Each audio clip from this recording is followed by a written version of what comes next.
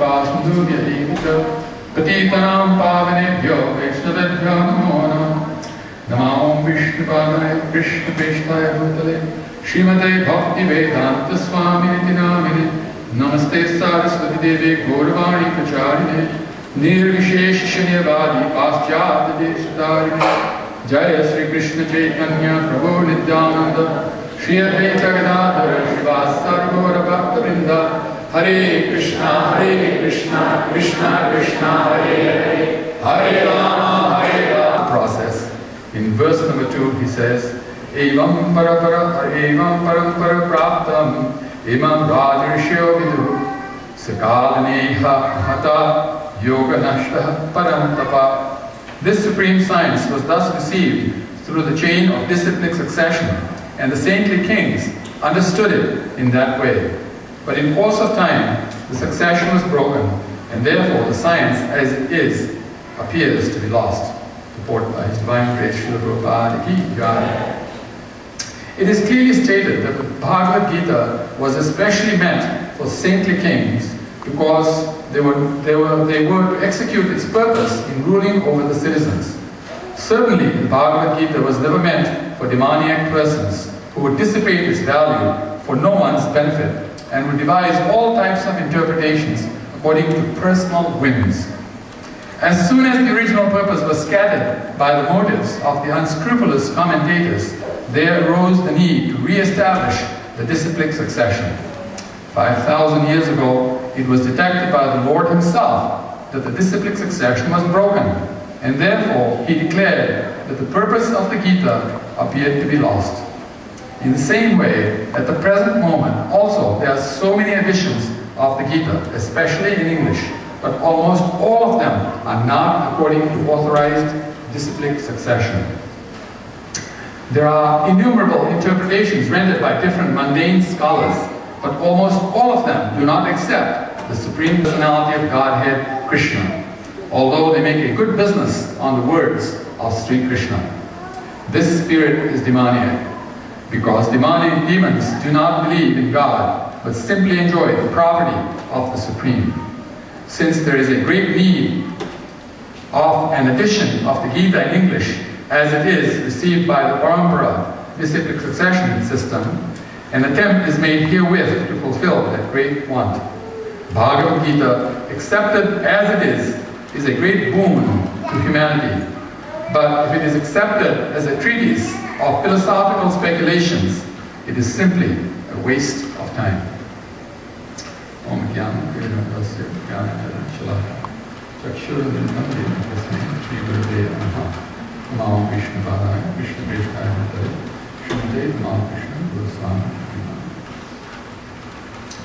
So, on this trip, I thought that once every so often we should actually revisit what is the purpose of Iskcon. Why was Iskcon set up by Srila Prabhupada, the International Society for Krishna Consciousness? After all, the Gaudiya Vaishnava Sampradaya was existing. What was the need for the International Society of Krishna Consciousness to be set up?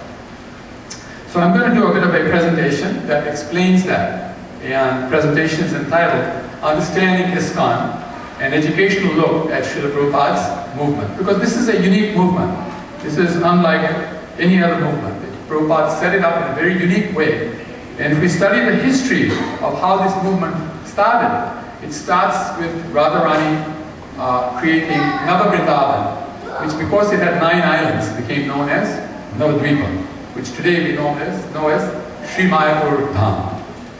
So this is Radharani's Vrindavan, Sri Mayapur Dham, and it is the Dham in which we love Krishna, we show our love to Krishna in separation.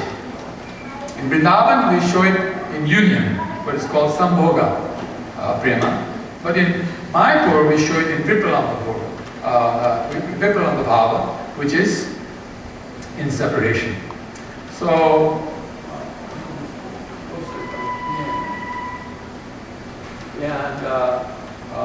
so what we will discuss tonight, there are a number of topics. The first is our founder Acharya. Our founder Acharya is Srila Prabhupada. This is the first time ever in the history that this word was used in this combination. And it actually goes back to what Nityananda Saraswati Thakur, but he used it, he called himself the founder president. But he does use that word once or maybe twice in his writings. And Prabhupada picked up on this because he wanted to establish that what he was setting up was totally unique, that had never been done in the past before. And that is why it is very important to know what Iskcon is about and how to behave in Iskcon, how to live in Iskcon. Because if we don't, then we'll miss the boat. We miss the Iskcon. Understood that at that time, he is the first one to have come out with this idea that giving Babaji initiation was not going to work. Because in Babaji initiation, what happens is, when you get to initiation, you are told who you are in the spiritual world. Now, you have to be a very high caliber person to know who you are in the spiritual world to behave like that. And so what Nityananda Saraswati Thakur said, who will we serve? Who will we reach out to in this movement? But this is a very rare achievement to get Babaji initiation. So he changed it to Harinam Diksha. And because he knew that in the future, there will be no capable persons to be Acharya so easily appearing, he actually asked that a governing body commission be formed so that it represents the Acharya. And the governing body commission is the Acharya as far as the International Society of Krishna Consciousness is concerned. And Prabhupada was the first one to have set it up, the first amongst the disciples of Bhaktisiddhanta Saraswati Thakur. And we will see later on how this became so successful that other religious movements are studying Iskcon right now to figure out how it is that Iskcon became so successful in such a short period of time. Then comes the structure of Iskcon. Prabhupada set up the structure in a very specific way. Prabhupada was brilliant beyond compare. As we are learning more and more about why what Prabhupada said was right, and why we can't change the system, we're understanding the extreme brilliance of Srila Prabhupada and his great spiritual foresight. He could see this movement for the next 10,000 years. I mean, that's amazing vision. I mean, most of us can't see the next 5 minutes in terms of our vision. But he could see the next 10,000 years. This is like, it's a mind-boggling idea. It's hard for any of us to understand that, honestly speaking, what it means that a movement will last 10,000 years in the pristine condition in which Prabhupada set it up himself. He didn't want it to deviate. He wanted it to go straight down the center, 10,000 years. 10,000 years, as it is. So we will see that structure. And then, this is a movement of very many cultures.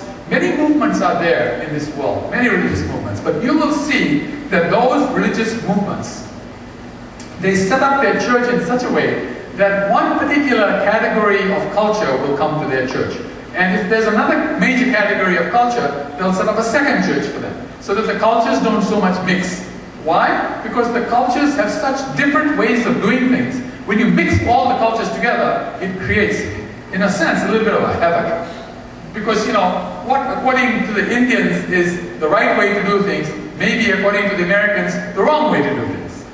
Now, if you bring them two together, then you're asking for conflict. But Prabhupada set up a synthesis so nicely that it is brilliant. He was able to bring all the cultures together in the same temple. And all of the temples of Iskcon are like that. They're multicultural.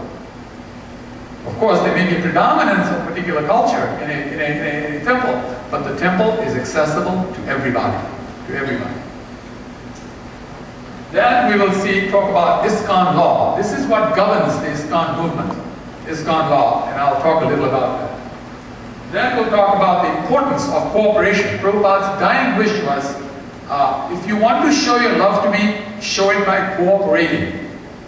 And if we don't cooperate, Prabhupada said, that is material life. That is why we're in the material world, because we're not cooperating, we're conflicting. He said that even in the spiritual world there are differences, but people do not fight. They actually cooperate with the authority system. They know exactly how it works, who to listen to, and how to do things. And they have no problems following, and therefore they're in the spiritual world. Here, we have big problems following. We don't like to accept authority. We like to think, I am authority, and I am going to set it up. And me and my friends, we're going to figure it out, and we're going to take over the temple. We're going to take over the movement. It's not going to happen. Please understand that. Never going to happen. Prabhupada set it up so brilliantly. At one time, Prabhupada even said this, that the movement cannot be destroyed from outside. It can only be destroyed from the inside. But today, the movement is so big that even from the inside, it cannot be destroyed. This is such a powerful movement, and we'll be seeing how that happens. The next is Iskcon's unprecedented success, like I was saying. There is no movement in the first 50 years. By the way, we've not reached our first 50 years yet. The first 50th year of Iskcon will be in 2016. The International Society, like that, wherever, guru of our movement. He is the one guru at whose feet all other gurus sit. In fact, I can honestly say that it is at the dust of Srila Prabhupada's lotus feet that all other gurus sit for the next 10,000 years. Please understand this position, because if you do not understand this position, you are not an Iskcon person. You will not understand what Iskcon is all about. And then, you miss the boat. This is a rare opportunity, very rare opportunity. It appears once in every 8,640,000,000 years. That's how rare this opportunity is. So please pay attention. I know you're already paying attention. I really appreciate that, because please try to understand what Prabhupada did is so incredibly unprecedented. We should know what it's about. Then we'll become humble. We will understand it's not about me. It is about the deities. It's about Shri Shri Radha Madhava. This is his temple. When we say that do not give money to the temple, you're saying do not give money to Radha Madhava. When you say do not cooperate with the temple, you're saying do not cooperate with Srila Prabhupada, who actually is the #1 servant of Radha Madhava. Who do you think in this temple is 24/7 present, always serving Radha Madhava? Who? Who is it? Who is sitting here 24/7? Every day of the year, every year of this movement, who is sitting here? It's Srila Prabhupada.